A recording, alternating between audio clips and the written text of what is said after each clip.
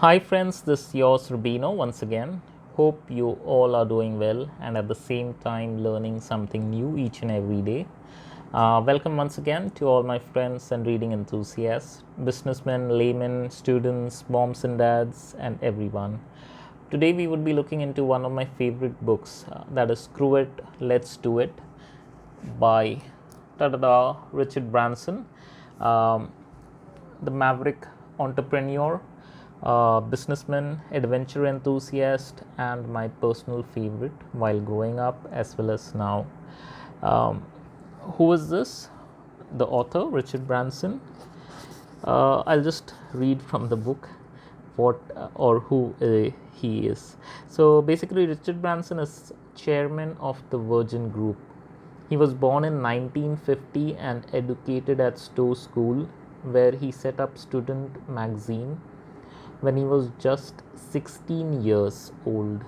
In 1970, he founded Virgin as a mail order record retailer, basically a music retailer, and shortly afterwards opened a record shop on London's Oxford Street. 2 years later, the company built a recording studio, and Virgin Records went on to become the largest independent record company in the world. Since then, Virgin Group has expanded to encompass around 300 companies in over 30 countries. Richard is the only person in the world to have built $8 billion companies from scratch in 8 different sectors. Through the Virgin Group's charitable arm, Unite, he is also working to develop new approaches to social and environmental problems. So that's about Richard Branson, my favorite businessman and author and adventurer. So this book, it's equally good for a businessman as it's for any college going student or layman. It is an inspirational read. It's for all people who have done mistakes, but who slowly and steadily have learned to rectify their mistakes and continuously strive to improve themselves. So that's also the story of Richard Branson. And so basically, each and everyone who strives to improve, implement, and succeed in life would definitely be successful. So that's what he means. This book is divided into 14 small parts. I'll just show it to you. Oops, I think the bookmark just fell off.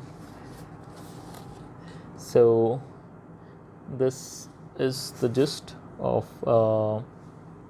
the parts of the book.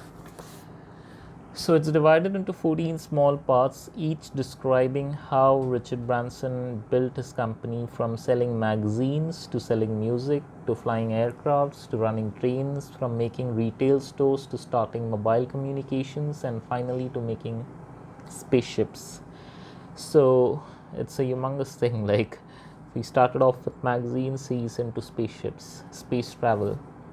So it's the story of the company named Virgin, and if you Google it, you'll come to know that they are into almost all businesses.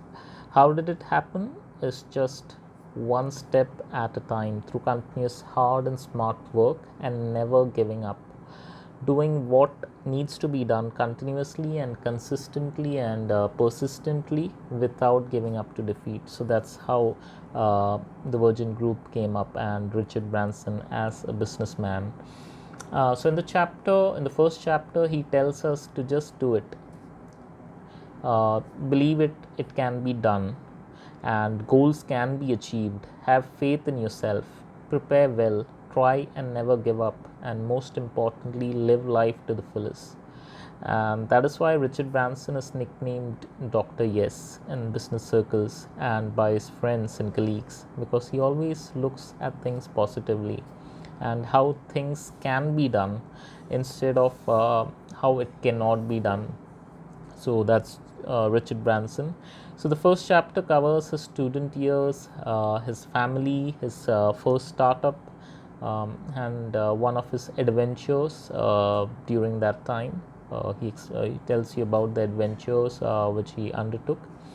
So what does it say? So the title itself, it mentions "Screw it, let's do it." So we as people, what is the most important thing, which is important but we never do it, is we don't take the first step. So you need to take the first step to do anything. So if you want to start a business, if you want to take up a new job, you need to take that first step to do it. So we never do that. So that's the reason why we are stuck with the things whatever we are doing, but we want to grow. So if you're already into that job, great, you're doing amazing. Or if you're already into the business which you're into and you like doing, wonderful. If that's what you always wanted to do, so you're doing great. If not, then you're not taking the first step. So that's what he mentions in the first chapter. So take the first step. The second chapter, he says to have fun, work hard, and money will follow. That's what everyone knows about, but nobody does anything about it. Don't waste time, grab your chances, have a positive outlook on life, and when it's not fun, move on. So, in this, he explains how he worked tirelessly to build his startup, had fun, set his goal on building his empire, and also to buy a small island. He wanted to buy a small island to make a home away from his home. And so after this, he set up the goal that he wanted to build the empire, and he wanted to purchase this island, which is called Necker Island. If you Google it, it's a small home, and for us, it's a resort. If you check it out, and in the process, he had super fun at the same time, and he took humongous or huge risks to achieve his goals, which he has already achieved as of now, as of today, or if you read about him. So that's about the second part. In the third part, he tells us to be bold, calculate the risks, and take them. Believe in yourself, chase your dreams and goals, have no regrets, and keep your word. In this, he talks about his TV series Rebel Billionaire and how he and his crew had super fun along with the participants of the show which he was making, Rebel Billionaire. He talks about how he got into the airline as well as the train business. Crazy, isn't it? Like starting from magazines to music to trains to airplanes. He was into everything. So what he mentions over here is you always need to calculate the risks and take the risks. So you need to go after your goal to achieve.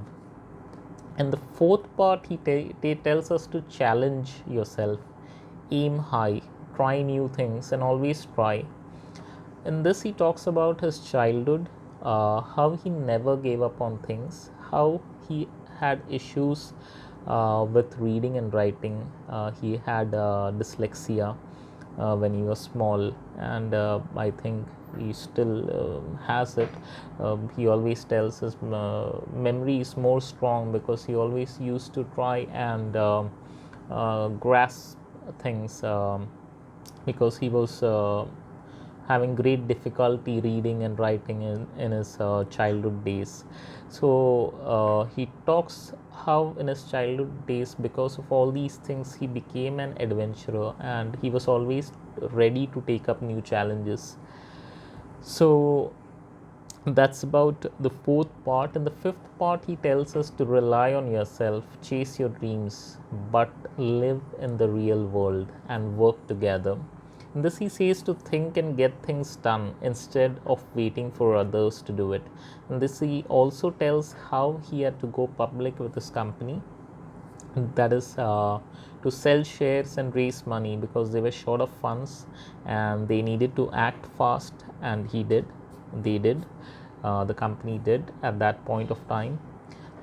Later, though, he was able to raise funds and buy back the shares, and he again made the company private. So why is that? You'll come to know once you read it. It's a very interesting read. And in the sixth part, he tells us to love life, live it to the full, enjoy the moment, reflect on your life, make every second count, and don't have regrets. And thus, he tells about one more high risk adventure which he undertook. He also tells us to mend bridges with everyone who you fall out with, even your worst enemies, and try and befriend them. So basically, what he means is If you have got issues with people or family, friends, business colleagues, try and sort it out, talk it out, get it resolved. If it cannot be resolved, at least you need to be in talking terms. So that's what he mentions in this part. In part 7, he says value family and friends, put family and the team first, be loyal, face problems head on. Money is for making things happen. Pick the right people and reward talent. So that's what is there in the 7th part. In part 8, he says have respect, be polite and respectful, do the right thing, keep your good name, be fair in all your dealings. In this, he talks about what he learned from the Japanese when he traveled to Japan, and the level of respect and patience they have. He also talks about his grave mistakes and how he learned from it, how to be fair in all dealings, and that reputation is everything. So what he wants to say is, in business or in life, the most important thing is your reputation, your brand reputation, what you stand for, what your business stands for. If you have that, automatically the people would follow you, or the business people would like your business, and they would put money into your business. So that's what he means by reputation and being respectful. In part 9, he talks about Gaia capitalism. So, what is this? Is it a new term or something new? It's basically not. He mentions that leave the world a better place, pull your weight, take the long term view, always consider implications of your actions. Big victories are made up of small ones. That is, small victories form a huge victory if you add it up. Confront the big issues, they won't go away until and unless you resolve the issues. It won't go away because those are your issues. That's what he mentions. Understand the situation, then consider whether to fight and how. Never lose sight of the end goal. If something is wrong, fix it. So basically, he's talking about, you might think what it is. He's talking about climate change, how to fix or reduce carbon emissions and improve the environment and ecology overall. So he has implemented the same slowly and steadily into his companies, and he and the company it's working towards how to improve on all these factors. So it cannot be done instantly because the investment which goes into creating factories, you cannot directly make a factory which is completely pollution free or free of carbon emissions, but it can be gradually done. So if you do it gradually over a period of time, you would have factories which are 80 to 90% more efficient, which reduce pollution, the carbon emissions, as well as it works more efficiently. So that's what he means by implementing Gaia capitalism. So he's doing it, and probably he's leading others as well to do the same in their respective fields. So that's what he talks about in the 9th part. In the 10th part, he talks about sex appeal. So what is sex appeal? So basically, sex appeal, he says, like, you need to be passionate about your brand and make it sexy. Use the normal to engage the enemy, the extraordinary to win, walk the talk, create excitement in everything you do. If something needs doing, do it yourself. Look beyond the obvious and put your ass on the line. Only Richard Branson can talk like this or write like this, because he's Richard Branson, he's crazy. So basically, advertising and marketing yourself and the brand in such a way that everyone is attracted or pulled towards it is what he means by sex appeal. So the brands should be in such a way, or it should be marketed or advertised in such a way that people are attracted instantly towards it and they like your brand instantly. So that's what he means by sex appeal in the 10th part. In the 11th part, he says to be innovative. Nothing is impossible. think creatively. The system is not sacred. To win, you have to break the rules, play the hand you have been dealt with, find another way. Basically, he says how to find solutions and not be stuck with the problems forever. So, when he tells break the rules, it's not legal rules or do something illegal. What he tries to say is like you need to resolve your own problems. If there is a problem, there is a solution. You need to find the solution, work on it positively. So, that's what he mentions in this. He explains how he ventured into trains in this part. When everyone was against it at that time, he took the decision he wants to be in trains, and it was a major decision because he was already into airlines, and people believed why you need to go back into something which is like inferior to airlines. But he thought like it's a thing which he wanted to do.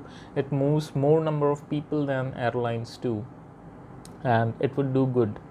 So when he took that step, and if somebody has traveled to the United Kingdom or UK, you will come to know why the Virgin trains are one of the best in the UK or probably in the world if you've traveled on one.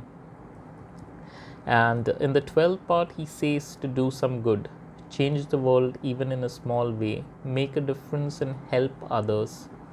Do no harm, always think what you can do to help, even if it's a small way. In this, he says how he went low, like he was depressed at one point of time, and how helping others, he helped himself indirectly. So when you're doing good to others, automatically you're doing good to yourself. So when you do it, you will come to know like how this works, and that's what he explains in the 12th part. And he says how he did some crazy things for others which some people thought impossible. So that's about the 12th part. In the 13th part, he says that speed is the ultimate competitive weapon. Be first in the field, do it now, keep it simple, cut red tape, keep your eye on the ball. He tells in this how he started the spaceship program with NASA and how he got into comics and animation as well at that particular time. Super interesting, isn't it? Like you've got a space program running, you've got comics and animation running, you've got like 10 different companies which are running at the same time, and you're looking into each one of it. So that's what he talks about in the 13th part. And the last and final part, he says, think young. You've got to challenge the big ones, because if you're a small company, you're always figuring out, I've got such a huge competition. But if you're not looking at the huge competition, you just know it's there. You have to work, you will slowly work, and one day you'll be the biggest company of them all, or probably you'll overtake the bigger company and you'll not come to know about it. So that's what he says, when you've got to challenge the big ones and keep working on it. So he mentions to keep it casual. Haggle basically means bargain. Haggle is a more strong word than bargain. So everything is negotiable. If you actually work for it, you can negotiate everything. And have fun while you're working. Do the right things for the brand. Smile for the cameras. Because a good businessman and a good advertiser or marketer always needs to smile. Don't lead sheep, herd cats. Move like a bullet. Small is beautiful. Be a common, regular person. And he tells about how social responsibility is also important, and how he saved people from losing jobs in Africa by listening to his friend Nelson Mandela at that particular point of time, and how they almost tried to stop the US-Iraq war. He also tells about his venture into helping people, and how people, if helped, can sustain and run their own businesses. So basically what he wants to tell is there are a large number of companies, NGOs, institutions which are providing money to people, which is good. But if you're providing livelihood, if you're providing jobs, if you're creating businesses, or if you're helping people with creating businesses or small manufacturing or industry, you're actually helping out the people stand on their own feet and do their own things, or do things which they have always liked and they would always excel in it. So that's what he means by being socially responsible and helping people out. So even though he helps charitable institutions, but he also works towards things which would actually create more jobs, or probably help those people create more jobs and help each other out. So that's what he mentions in the last and final chapters.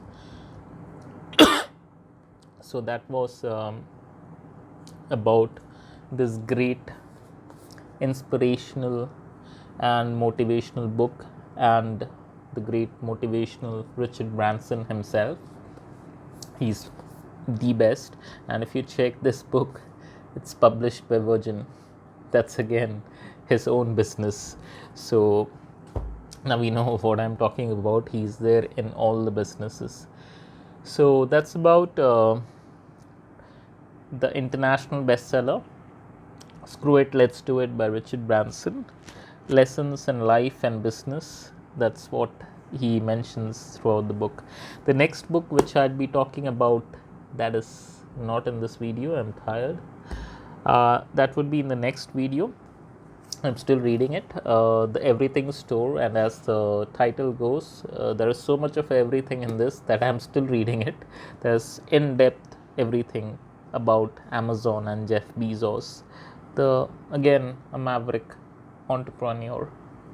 It's written by Brad Stone, and hopefully you can see this. So this would be in the next video, and I'll try to finish it as soon as possible. I'm enjoying reading it as well. And so that's about it. So thanks for watching, and hope you enjoy reading this particular book. And as I always say, reading never goes out of fashion, and the more you read, the more knowledgeable you become. So keep reading and keep learning. So if you liked this video, do click on the like button and hit the subscribe button to subscribe to my channel, to let me keep you updated on the best of books in business, self-development, travel, history, geography, basically everything in fiction and non-fiction. Thanks, and keep watching. See ya. Bye-bye. Take care.